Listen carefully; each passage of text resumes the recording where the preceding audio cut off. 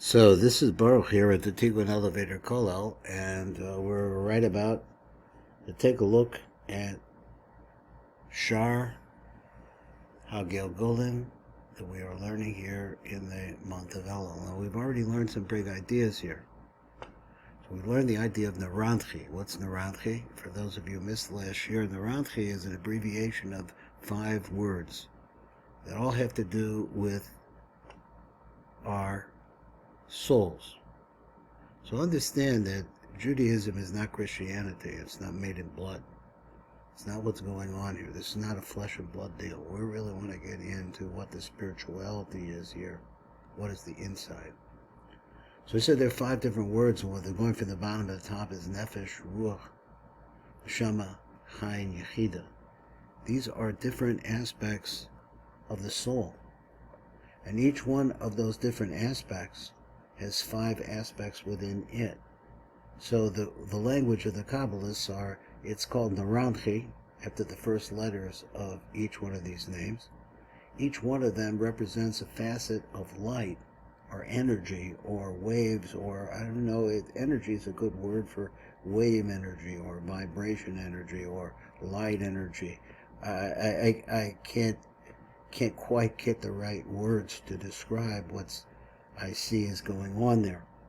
So let's come over here and let's see a little bit more, that we understand that we have a Narantchi, and there's a Narantchi for each one of these ideas, and I think we're going to call them oros right now. We're going to call them lights. Lights are the energy source, so I think I'll work with that. So now we read like this. The old Mavur Sham, so over there it's also explained, Inyan HaChalucha de Rabbanan. Now we mentioned this thing about the garment that comes from the rabbis, and we said, what is it? It says, when the light of Neshama comes into Zeranpin, which is the light of Ruach, in other words, for the Ruach has to be completed with its own Narantchi. And once it's completed, then it can be Makabel the light, and this is done through prayer and learning Torah. So this is an ability to be able to Makabel the light, then able to Makabel the light of Neshama. When the light of Neshama comes in, it's a light from a dimension way, way beyond. It's very, very, it holds within it the seed of the Ein Sof Baruch Hu, so to speak. And that has to be covered by a certain garment, and that garment is called the Chalukah de Rabbanan. So he says, Ki Kamosha Yesh Bezer Anpin Gimel Bechinos. So Zer Anpin, in order to be born, has 3 different aspects. One is called Ivor, and that's when he is gestated in the womb of Ima. The next one is after he is born. It's called Yanika, where he is nursing from the breast, so to speak, of his mother. And the last time is when he becomes an adult. It's called Mochin. So Mochin means brain power, but it means not like, you got kids that can play chess at 2 years old or 3 years old. That's not the brain power he's talking about. He's talking about the ability to be able to see the hand of the Ein Sof Baruch Hu in the world. That requires what you call expanded consciousness. Kach, so therefore, al derek zer, in this way, mamish yesh min neshamas b'nei adam, in the souls of people, gimel b'chinas iver yanika umochin. Now, let me try to understand this. It's not so easy for me to understand. He says, just like we say in Zer Anpin, there are 3 stages for him to be born. Okay, now we're talking about a spiritual light, but we're analogizing it to us, so we can understand it. So he says, Iver Yanika Umochin, and we get to the mind that's been able to, of expanded consciousness. So therefore we have these 3 possibilities in our own neshamas. Gimel b'chinas iver yanik umochin. Now what does this mean? So beginning with Malchus, which is the female aspect. Dasia, which is also the world of the female aspect. Shekolula mechamisha partsufim, and then she has within her 5 partsufim. Now, what does 5 partsufim mean? You have to explain.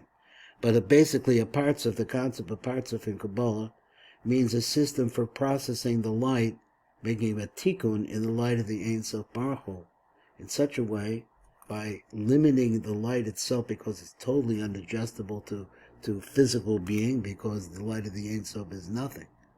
It's the opposite. It's the background. It's beyond the background. So this light is at the beginning of everything. So let's see over here. So he says, and the light needs to be refracted. It needs to be filtered. It needs to be masked. So he says, in order to produce something physical. The Chasiyah Shekalula Mechamesha Partsufim, which has within it 5 different Partsufim. So Chava'achar Kach, B'kol Partsufi Asiyah, so therefore in all of the Partsufim of the Olam Asiyah, which is again the world of wheels, the world we live in, B'kol Dalal Olam Asabiyah, and then also in all of the different worlds, which are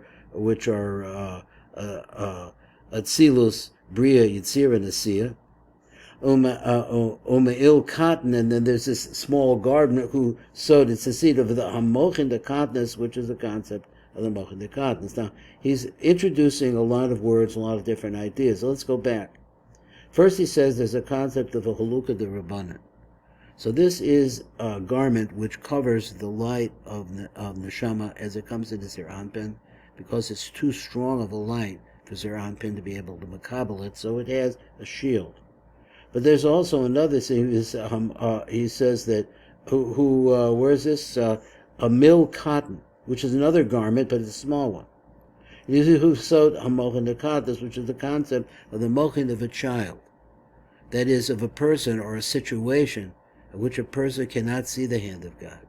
So we're learning over there by Rabbi Nachman when he says, when you understand that the bad is good and the good is good, you understand that. And that's the understanding of being able to see the hand of God. But most of the time, we're in a defensive position. And that position is called the mill cotton. So it says, Mochin the cotton. He says, go mill cotton. With these are the Mochin the cotton on Nikra Chalukah the Rabbanan, which he says is called the Chalukah the Rabbanan. So maybe it's the same thing. So this, what is this? What is this? So maybe my explanation is not right.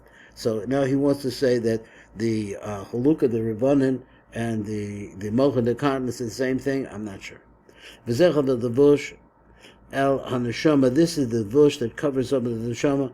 Shehi hamochin the godless, because the neshama it represents mochin the godless. That is the understanding of what is coming from God. So let's go on a little bit more. V'gam is boyer b'shar Hashem shar hamitzvos. He said b'parshas v'yehi b'dinich avelos. When we're talking about avelos over there. He says, Shenoida, it says, no, like this. Ma Shama Chazal, what the rabbi said, Ma ama echad min ha-mishpacha tigag. Mace echad min ha-mishpacha. If one of the family members dies, tigag kol ha-mishpacha. Everybody should be worried. He says, Mikol shechein ha-yosek rovim al-mace, and specifically, the people who are closest relatives to the destined person, because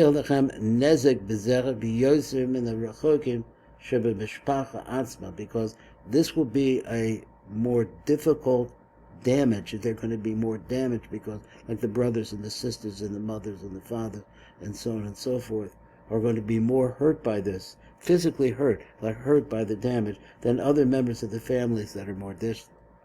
So that's the reason why we say they have to mourn. Because also with them, when the close relative dies, they're also affected by it. They're very strongly affected by it. So either the